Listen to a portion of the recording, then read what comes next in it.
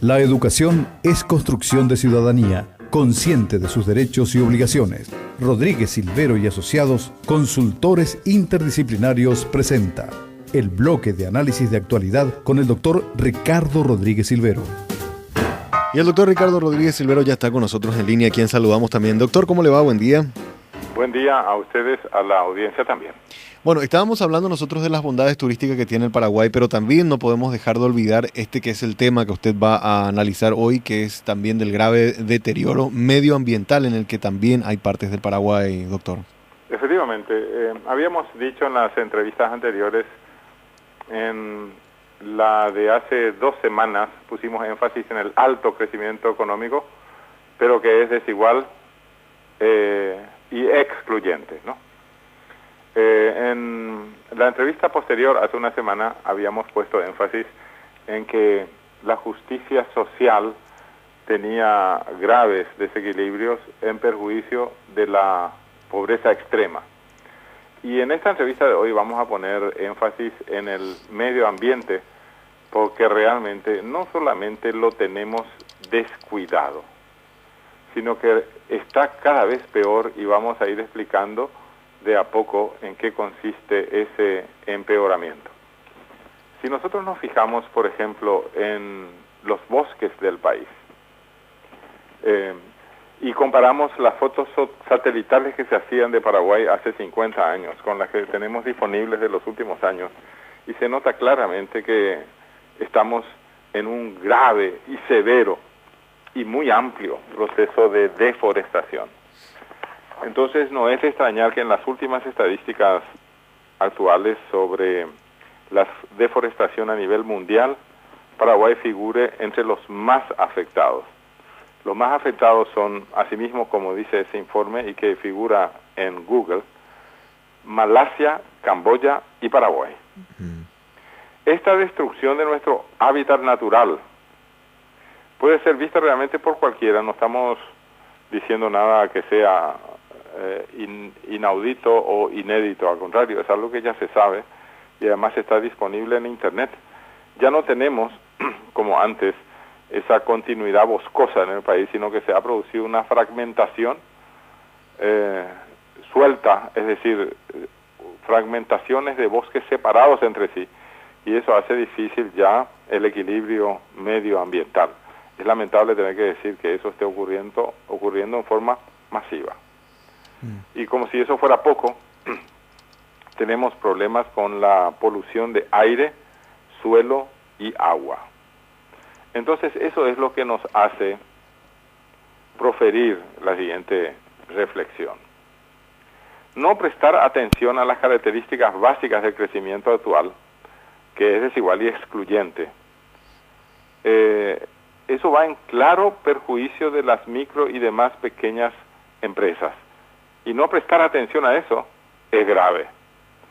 Pero no hacerlo tampoco con el aumento de la pobreza extrema es inhumano, no solamente anticristiano.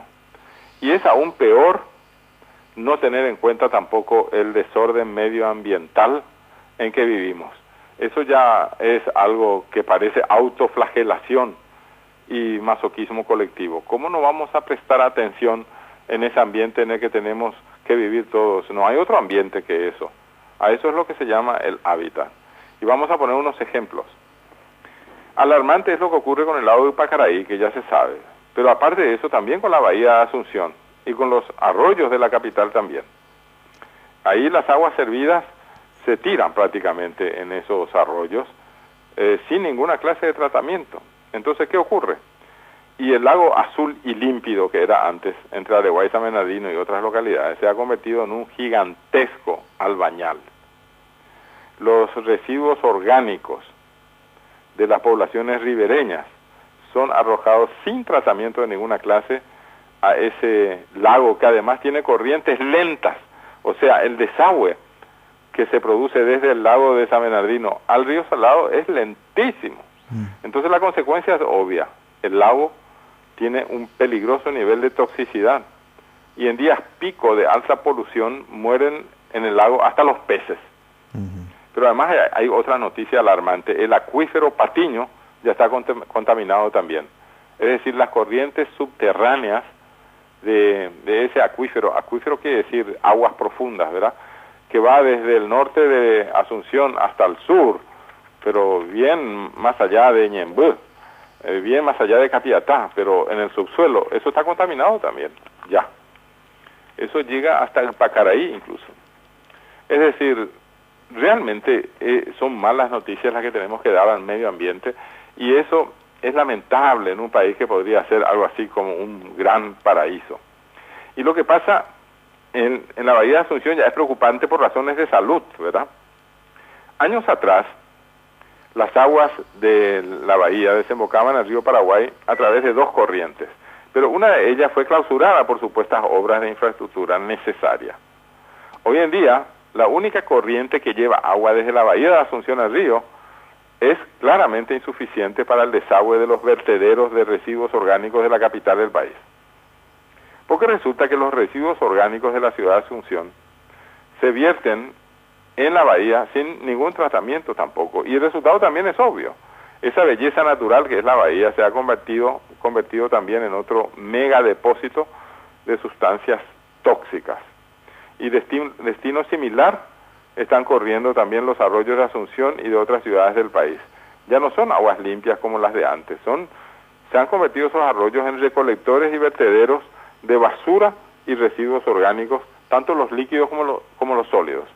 Entonces, en esta situación general, hay que poner ya alerta roja, porque los directivos municipales y las poblaciones ribereñas a estos lagos, bahía, arroyos, etcétera, son cómplices o incluso partícipes de un delito ecológico de proporciones descomunales. Hoy en día hay tecnologías ya de larga tradición en numerosas ciudades europeas y norteamericanas, pero también de otros países modernos, no solamente Europa y Norteamérica. Por esa tecnología, los residuos orgánicos de los hogares pueden ser transformados en fábricas en abono orgánico para la producción agrícola. No conozco ninguna ciudad que haya sacado provecho de esa cantidad enorme de ofertas que se han hecho a las ciudades de Asunción para transformar residuos orgánicos en abonos orgánicos. La solución que Asunción puso en práctica consiste simplemente en enterrar los residuos orgánicos sólidos y dejar correr los líquidos por ahorros y tuberías que además están rajadas y obsoletas a través de los pobres barrios bajos hasta el río. Una tecnología tan primitiva y contaminante como superada.